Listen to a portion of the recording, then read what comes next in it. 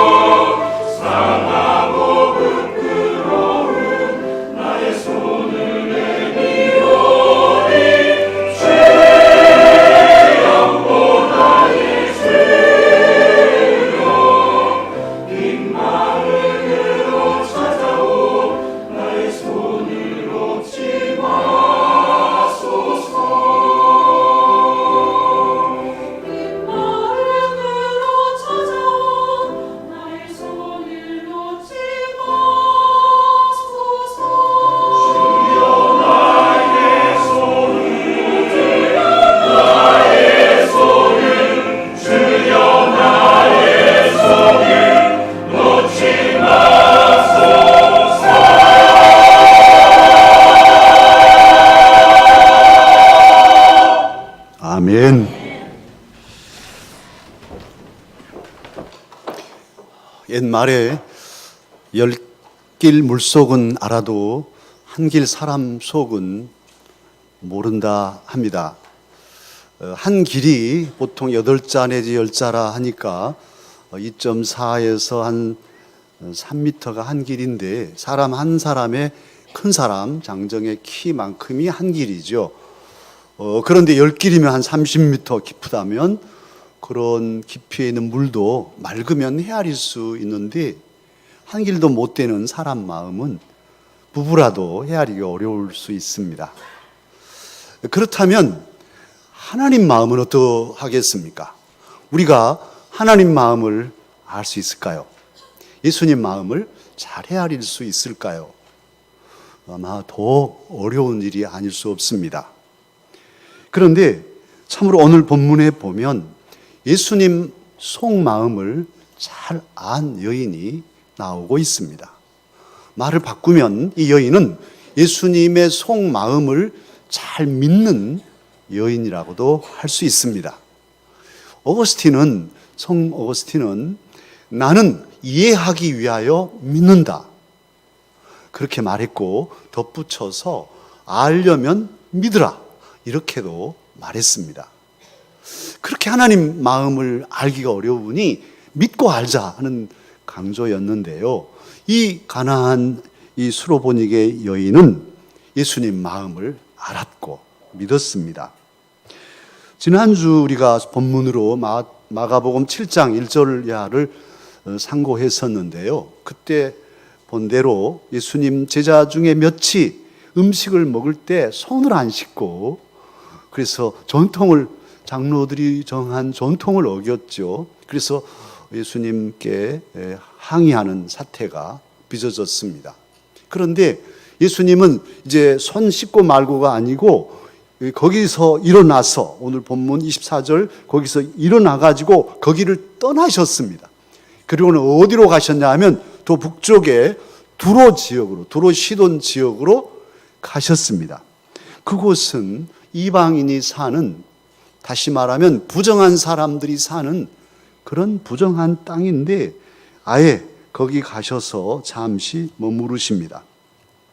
그러고 보면 예수님은 부정하다고 해서 내치지 않는 분이시죠. 참으로 죄가 있다고 해서 죄인이라고 버리지 않으시는 분이 예수 그리스도이십니다. 예수님 오히려 악한 자, 죄인들, 죽어 마땅한 사람들을 살리려고 세상에 오신, 사람으로 오신 분이 바로 저와 여러분이 믿는 예수님이십니다. 죄인들을 구하려 사람으로 오셔서 당신의 몸을 주신 분, 그분이 예수님이신데 오늘 이 수로보니게 여인은 두로에 오신 예수님을 보면서 예수님의 마음이 어떠한가를 안 거예요. 그러기에 예수님께서는 1차적으로는 냉대하시고 이 여인을 심지어는 개같이 취급하셨지만 말씀으로는 그렇게 하신 듯 보였지만 이 여인은 예수님을 떠나지 않고 예수님께 엎드려서 간구하는, 개도 부스러기를 먹는다고 하면서 예수님께 매달리는 여인이 되었습니다. 사랑하는 강서가족 여러분, 저와 여러분, 이 시간 예수님 속마음을 제목으로 잡고 말씀을 상고하는데요. 예수님 마음은 어떤 마음이실까요? 무슨 마음을 가지셨을까요? 오늘 예수님이 가신 두로는 우상이 가득한 땅입니다. 그 땅에 사는 모든 사람들이 다 하나님을 믿지 않고 다른 신, 우상을 섬기는 사람들이니 다 바글바글 부정한 사람들이 가득한 곳이 두로입니다. 그 땅 자체가 부정한 땅입니다. 그런데 그 부정한 이방 사람들 중에서도 오늘 헬라인이라고 하고 수로보니게 족속이라고 하는 이 여인이 예수님께 나왔는데 마가는 25절에서 뭐라고 하냐 하면 더러운 귀신 들린 딸을 둔 여인, 어린 딸이 더러운 귀신이 들렸다는 거예요. 더럽다는 말을 강조하고 있습니다. 우리 성경에는 더러운 귀신으로 번역되어 있지만 원어 성경에는 헬라어 원어로는 더러운 영을 가진 어린 딸을 둔 여인 이렇게 되어 있습니다. 그러니까 더럽다는 말을 강조하고 있고 뒤에는 그 말 빼고 이제 아예 귀신, 다이모니온이라는 그 데벌이라는 이 귀신을 언급하고 있어요. 그런데 오늘 이 15절에서만큼은 더러운 영을 가졌다고 말씀한 것 보면 더러운 땅에 이방 사람들, 다 부정한 사람들 속에서도 더 더러운 그런 영을 가진 딸을 둔 엄마가 예수님을 만났습니다. 수로보니게란 말은 또 수로라는 단어가 시리아를 의미하고 보니게라는 말은 그 지역이 페니키아 문명이 있었던 지역인데 페니키아 지역이라는 뜻이에요. 그래서 수로, 시리아와 페니키아 지역에 사는 족속 중에 한 사람인 이 여인, 다른 성경에서는 가나안 여인이라고도 하죠. 이 여인이 예수님께 나왔습니다. 그러고 보면 예수님께서는 참으로 가지 않아야 할 부정한 땅 두로 지역에 가셨고 만나지 않아야 할 이방 사람들, 더더욱 더러운 귀신 들려있는 딸을 가진 여인을 만나셨으니 예수님 예사롭지 않죠. 예수님께서는 땅의 경계를 넘어가셨고 민족의 경계를 넘어가셨고 율법의 경계를 넘으셨고 장로의 전통의 경계도 넘어가셨습니다. 왜 가셨을까요? 사랑 때문이죠. 놀라운 사랑이죠.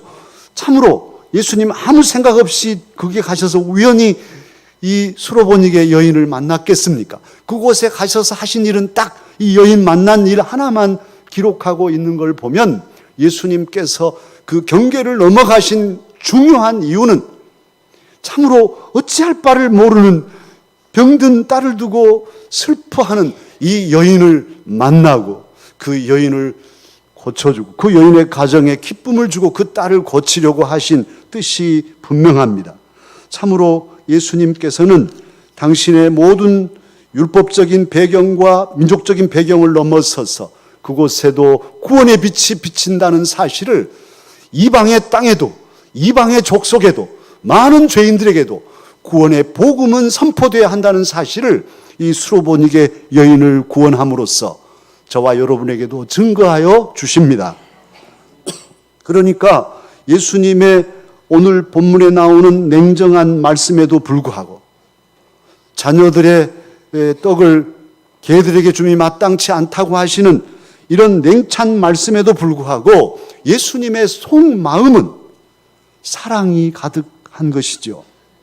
예수님은 많은 기적을 행하셨습니다마는 한 번도 봐라 내가 기적을 이렇게 잘 행한다 기적에 관심을 두신 적이 없습니다.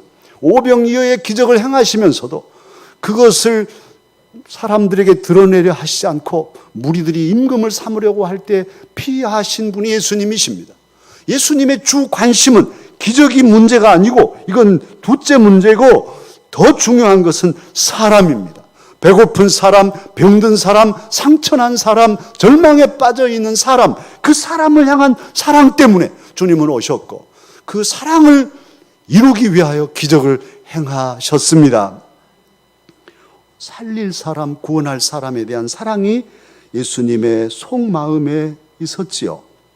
귀 먹고 말 더듬는 이에게 예받아 외치셔서 열리게 하신 것도 그 사람 사랑하시는 예수님의 마음이 드러난 기적의 행위입니다. 하나님은 사랑이십니다. 요한 사도가 증거하죠. 하나님은 사랑이시라. 그런데 하나님 성부, 성자, 성령, 성삼위일체 하나님은 존재 구조 자체도 사랑이셔요. 삼위가 서로 사랑하며 하나가 되어 계신 분이 하나님이십니다. 그 하나님을 저와 여러분은 믿는데요. 그 하나님께서 우리를 당신의 형상대로 지으시고 우리와 사랑하자고 우리를 파트너로 만들어 주셨습니다. 하나님은 사랑이십니다. 그러기에 예수님의 깊은 속마음 역시도 사랑입니다. 예수님의 마음을 당근으로 비유할 수 있겠죠. 당근은 붓습니다. 당근 머리를 썰어도 빨간색입니다. 가운데를 썰면 너무 두꺼우니까 노랄까요? 가운데를 썰어도 당근 속은 빨갛습니다. 끄트머리 그 가느다란 데를 썰어도 역시 빨갛습니다. 예수님은 사랑이십니다. 예수님께서 이 땅에 오실 때도 사랑으로 오셨습니다. 사실 때도 죄인들과 함께 식사하시고 참으로 거리에 몸파는 여인들과도 사랑하시고 진실한 사랑으로 그들을 불쌍히 여기시는 주님은 사실 때도 사랑으로 사셨습니다. 그리고 또한 죽으실 때도 십자가에 달려서 저와 여러분의 모든 죄를 대신 지시고 사랑으로 죽어주셨습니다. 그리고도 사랑으로 우리로 하여금 영원한 생명을 소망할 수 있도록 부활의 첫 열매가 되셔서 부활하셨고 하나님 보좌 우편에 지금도 살아계시며 지금도 저와 여러분을 위해 사랑으로 기도하고 계십니다. 이 예수님은 저와 여러분을 사랑하여서 영원한 천국으로 인도하기 위하여 다시 오실 것입니다. 예수님은 그 삶의 시작과 끝과 모든 것이 다 사랑으로 그렇게 스며 있는 사랑의 주님이십니다.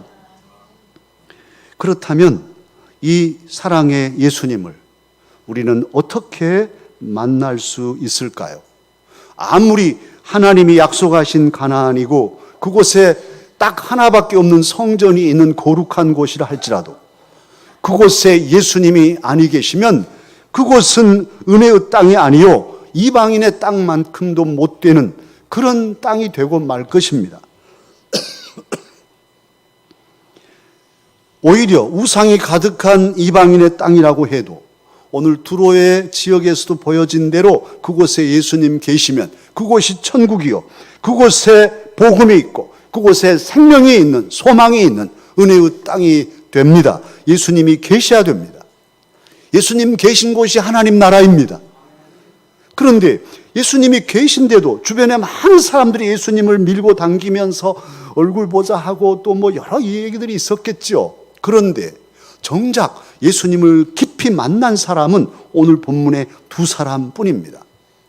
두로에서 그 수로보니게 여인과 또 오셔서 갈릴리에서 말 잘 더듬고 귀가 먹은 이 사람만이 예수님을 만났습니다.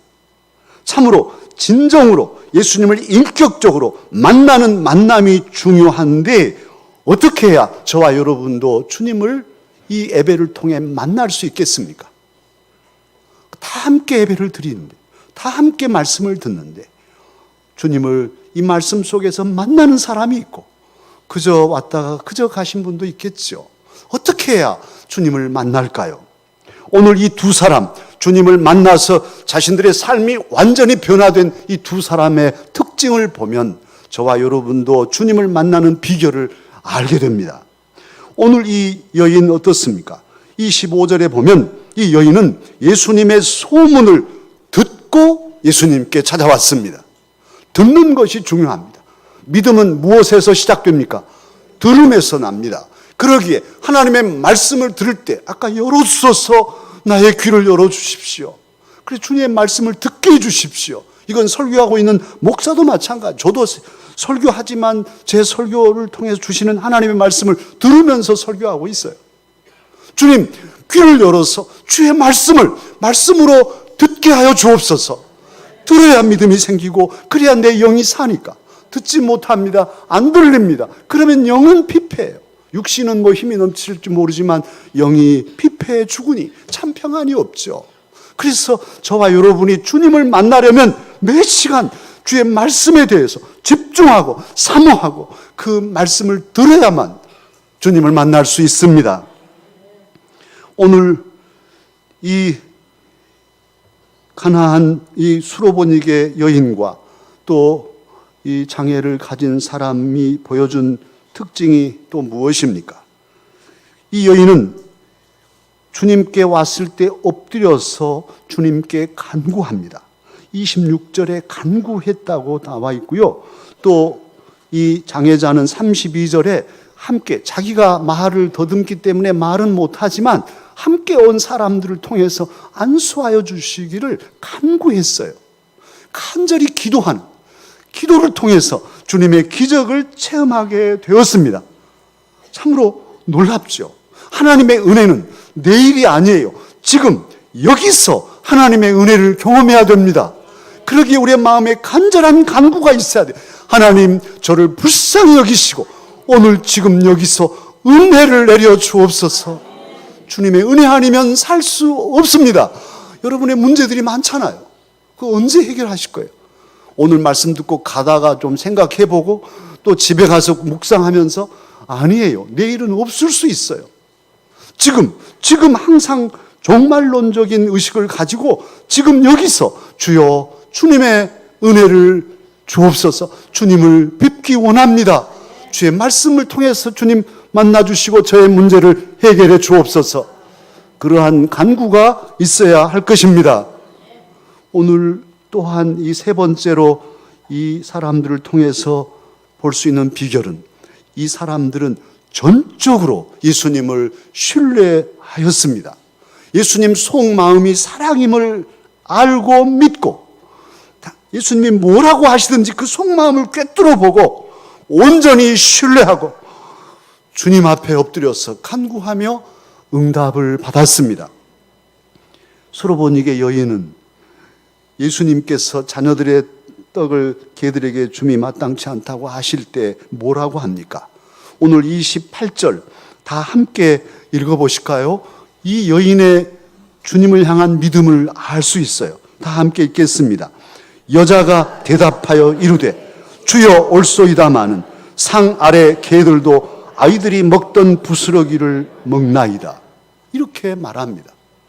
주여 옳습니다. 이렇게 말하는데요. 헬라어 원어 원문의 어수는 우리와는 반대예요. 우리는 주여 옳소이다 이렇게 돼 있지만 원래 원어 성경은 나이 퀴리에 옳습니다 주님 이렇게 말하고 있어요. 그래요. 주님 말씀이 옳아요 주님. 그렇지만 개들도 상에서 떨어지는 부스러기 먹잖아요. 지금 그런 것이잖아요. 이 수로보니게 여인 옳습니다 주님 하고 불렀는데요. 정말 이 말씀을 준비하면서 깜짝 놀란 게 마가복음이 총 16장으로 되어 있습니다. 사복음서 중에서 제일 짧아요. 그래서 제일 먼저 쓰여진 복음서가 마가복음이라고 대개 다 알려져 있는데 이 마가복음 16장 전체에서 예수님을 향하여서 주님 퀴리에라고 부른 이 주님이라고 부른 것은 딱 한 번이고 그렇게 부른 사람은 바로 이 수로보니게 여인 한 사람뿐입니다. 제가 조사해 봤어요. 없어요. 12제자도 예수님을 향하여 주님이라고 부르지 않았어요. 제사장들이 많지만 그들이 예수님을 하나님의 아들인 주님으로 부르지 않았어요. 이스라엘 사람들이 얼마나 많습니까마는 그 많이 만났던 사람도 예수님을 향하여 주님이라고 부르지 않았어요. 물론 마태복음과 요한복음, 누가복음에는 여러 번 나오지만요. 마가가 기록하기로는 딱 한 사람 이 여인만이 자기 입으로 주님이라고 예수님을 향하여 부르게 기록해 놓았습니다. 이건 예사롭지 않죠. 그만큼 마가의 시각으로서는 이 여인의 믿음의 고백이 중요한 거예요. 그래서 다른 사람은 아무도 하지 않은 마가복음 전체에서 오직 이 여인만이 예수님을 향하여 옳습니다 주님 나의 퀴리에 이렇게 부르짖게 하였어요. 할렐루야. 참으로 놀라운 신앙의 고백이죠. 예수님을 주님으로 이방인인데 더러운 귀신 들린 딸을 둔 여인인데 예수님을 주님이라고 불렀으니까요. 또한 귀가 먹고 말을 어눌하게 하는 이 장애인은 어떻습니까? 이 수로보니게 여인과는 달리 한마디 말도 기록되어 있지 않아요. 그는 말 더듬으니까 아예 말을 고쳐주실 때까지는 한마디도 안 했겠죠. 그런데요, 말은 없지만 그의 태도를 보면 참으로 예수님께 전적으로 자기를 의지하고 맡기는 믿음을 볼 수 있습니다. 생각해 보십시오. 다른 사람은 말씀 한마디로도 병들어 몸져 누워있는 사람도 일으키시고 고쳐주시더만 왜? 나는 장애인이니까 무시하나? 손가락을 갖다 양쪽 귀에다 쑤셔 넣고 또 뭐 침을 뱉고 손으로 내 혓바닥을 잡아다니고 뭐 이러시지? 정말 나를 무시하시네? 나 이렇게 차라리 지금까지도 살았는데 뭐 이대로 가지 뭐 갈랍니다 하고 갈 수도 있는 일이잖아요. 기분 나빠서. 그런데 이 사람은 자기 몸을 어떻게 하시든지 전적으로 맡겼습니다. 이게 믿음입니다. 우리 귀한 집사님들도 있고 청년들도 있는데 청년의 때 미래가 보이지 않으니까 불안하죠. 저도 젊을 때 그랬어요. 그런데 믿음이 무엇입니까? 믿음은 하나님께 내가 하나님을 사랑하고 하나님도 나를 사랑하시니 나의 앞길을 하나님이 지키시고 인도하여 주시리 확신하고 자기의 전 삶을 하나님께 맡겨드리는, 그리고 그 하나님의 손을 붙잡고 담대하게 앞을 헤쳐나가는, 이것이 믿음입니다. 그러기에 믿음은 천하를 주고도 살 수 없는 보화라 합니다. 오늘 이 병든이는 자기의 전 몸을 예수님 손에 맡겨서 믿음의 고백을 몸으로 고백하였습니다. 이들에게 주님은 말씀하시죠. 이 수로보니게 여인에게는 29절 예수께서 이르시되 이 말을 하였으니 돌아가라. 귀신이 내 딸에게서 나갔느니라. 할렐루야. 이 말이 무엇일까요? 이 말을 하였으니 옳습니다 주님 하고 말한 이 여인에게 이 말을 하였으니 돌아가라. 내 딸이 나았다. 또 귀가 먹으면 말을 못하게 돼요. 말이 어눌한 이 사람, 평생 주저주저 누구 앞에 나서지도 못했을 이 사람 말씀하십니다. 그에게 예받아 하고 말씀하셨어요. 열리라 하고 말씀하시니 그의 귀가 뚫리고 그의 혀가 풀렸습니다. 할렐루야. 놀라운 기적이 믿음으로 주님 앞에 나아온 사람들에게 주님의 은혜로 이루어졌습니다.